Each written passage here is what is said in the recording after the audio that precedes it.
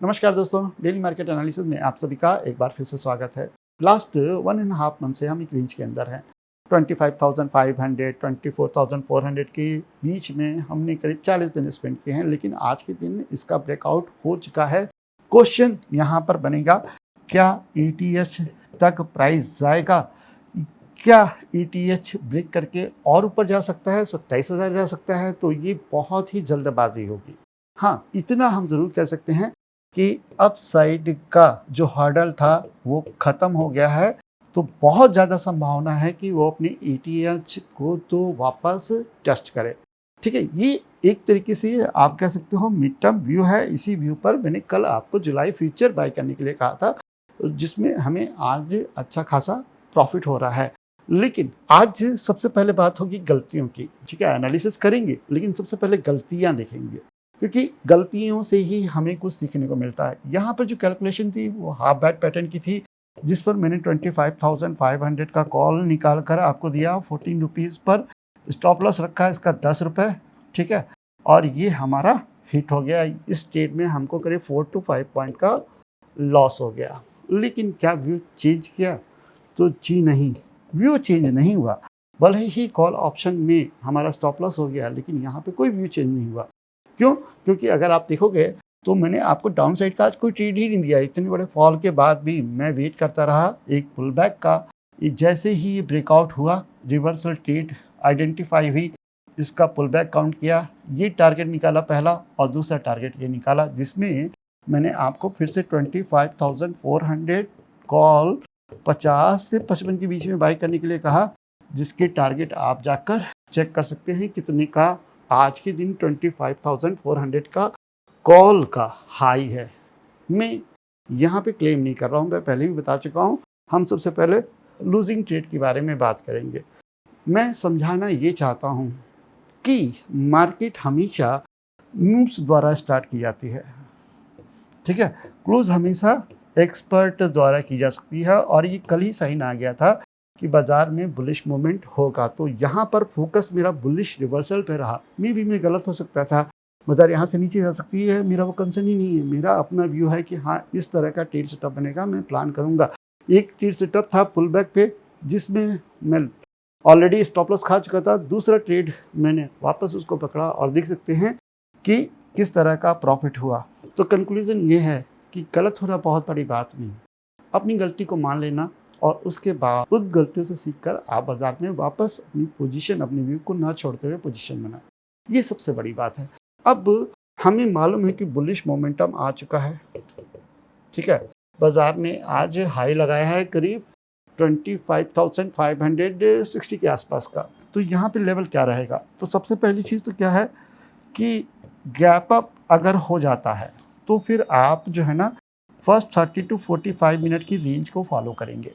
30 से 45 मिनट की range break होगी अप साइड में, तो आप यहाँ पे लॉन्ग करेंगे, और अगर डाउन साइड ब्रेक हुई तो आपका ये शॉर्ट बनेगा। किस केस में? गैप अप में। ठीक है, इतना क्लियर है। अब बात करते हैं फ्लैट ओपनिंग की। अगर बाजार फ्लैट ओपन होता है तो ये जो आपका लेवल है 25,570, ये लॉन्ग का लेवल रहेगा। 25,570 के ऊपर ही आप इंट्राडे में बाई करेंगे। इतना क्लियर है। बात करें शॉर्ट पोजीशन की, तो मैं यहाँ पे शॉर्ट देखता नहीं।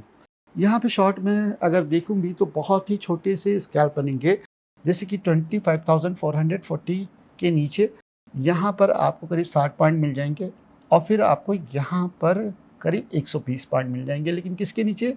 जब प्राइस 25,440 के नीचे आए। मैं फिर से रिपीट करता हूँ, मेरा कन्विक्शन नहीं है, करिए ट्रेड, अगेंस्ट द ट्रेंड है, लेकिन छोटी क्वांटिटी के साथ आप इस लेवल को भी कंसीडर कर सकते हैं। 25,440 के नीचे भी यहाँ पर एक शॉर्ट पोजीशन कंसीडर होगी, जिसके अंदर आपका पोजीशन साइज बहुत कम होगा, और वहाँ पर स्कैल्प ही प्लान किया जाएगा। होप आपको चीज़ें यहाँ पर बिल्कुल क्लियर होगी। अब बात करेंगे बैंक निफ्टी इंडेक्स की। सबसे पहले मैं यहाँ पर अपनी गलती मानूंगा। बैंक निफ्टी इंडेक्स ने आज निफ्टी को आउट परफॉर्म किया, जबकि मेरा जो व्यू था वो ये था कि बैंक निफ्टी इंडेक्स को आउट परफॉर्म करेंगी, और आज के दिन ये अलग ही रूप में चला है। ये जो कल एनालिसिस की थी उसमें एक कह सकते हैं एक परसेप्शन गलत है, लेकिन हमने वहाँ पे भी अच्छा ट्रेड प्लान किया है। अब अगर आप देखोगे तो बैंक निफ्टी इंडेक्स की मूव बहुत वाइल्ड है, ठीक है। अगर मैं इसकी डेली चार्ट पे ले जाऊं तो हम देखेंगे कि क्या एटीएच ब्रेक हुआ है। तो जी हाँ, बैंक निफ्टी इंडेक्स ने आज ऑल टाइम हाई ब्रेक किया है और उसके ऊपर क्लोजिंग भी आई है, जिससे कि हमारा ABCD एक्टिवेट होता है और इसका मिड टर्म में टारगेट आता है करीब 59,000। जी हाँ, आप बिल्कुल सही समझ रहे हैं। इस ब्रेकआउट का हम लोग बहुत देरी से इंतज़ार कर रहे थे। अब यहाँ पर जो आपका लेवल है वो है 57,300, 57,300, ठीक है।